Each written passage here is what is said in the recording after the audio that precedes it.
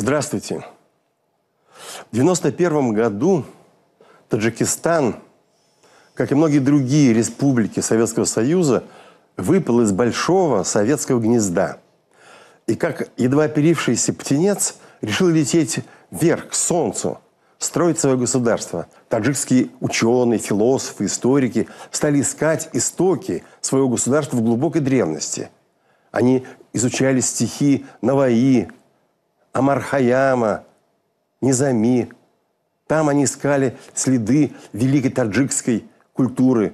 Они стали отстраивать свой город, свою столицу Душанбе. В центре стали возникать один за другим дворцы, величественные хоромы, национальная библиотека, национальный театр, дом национальных приемов. Все это напоминало какие-то сказочные дворцы времен Семирамиды. Душанбе превратился в город дворцов, город стадионов. Целые длинные улицы усажены розами, блещут фонтаны, благоухают сады. Прекрасные молодые красавицы таджички. В центре города стоит памятник основателю таджикского государства. Это величественная скульптура на фоне беломраморных колонн, золотой, сверкающей на солнце короной. Конечно, кишлаки, чуть отъехал от Душанбе, выглядят не столь помпезно и прекрасно. Много еще утлых домов, узких улиц, немощенных дорог, но почти в каждом кишлаке стоит новая школа, построенная по последнему слову техника, с компьютерными залами, с бассейном, со школьными спортивными площадками и учреждениями. Образованию молодых таджиков уделяется огромное внимание.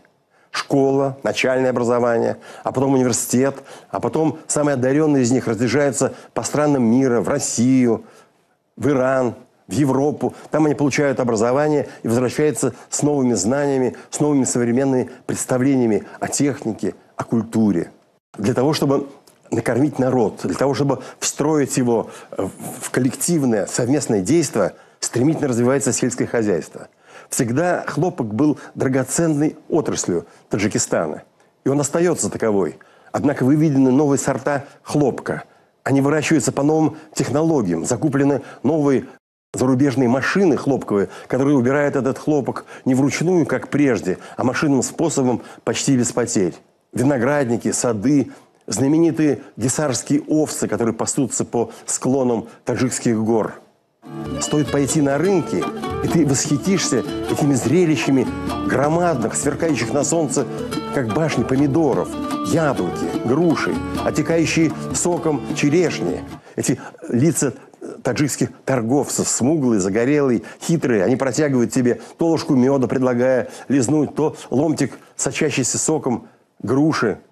Эти рынки – это восхитительное зрелище Востока.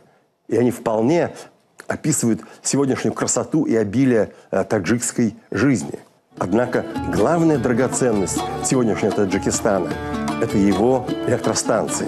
Ну, прежде всего, конечно, Нурек. Это жемчужина советского гидростроения. Рядом с Нуреком созидается вторая станция – Рагунская ГЭС.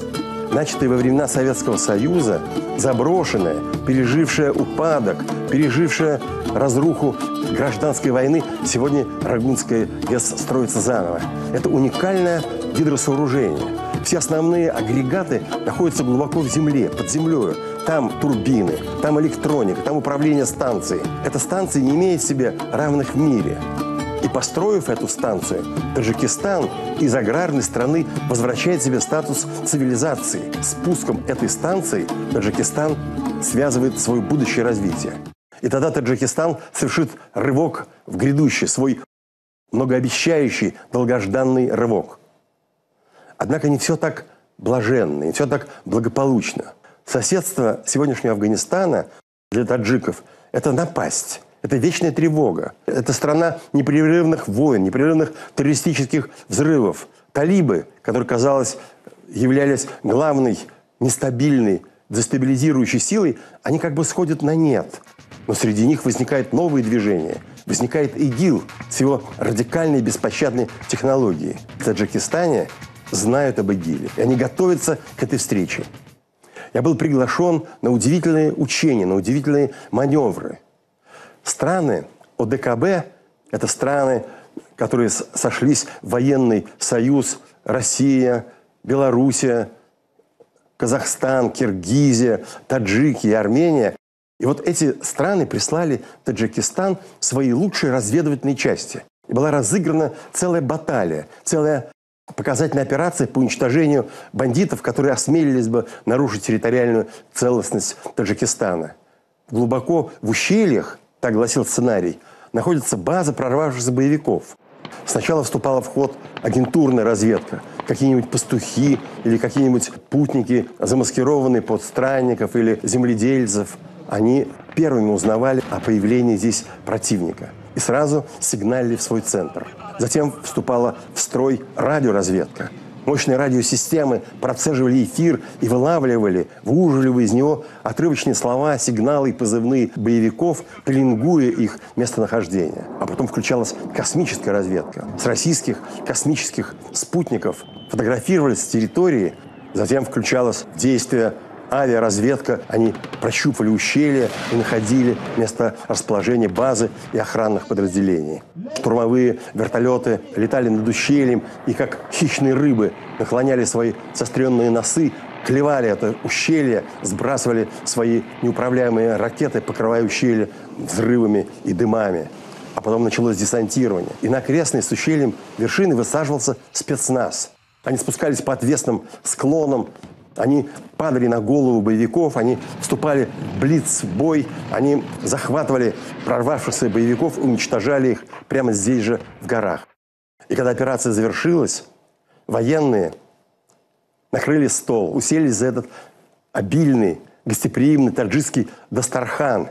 Они произносили здравицы за победу, которая до сих пор питает их своей священной силой, своей дивной красотой, вселяя в них мужество, волю и победоносные силы. Всего вам доброго.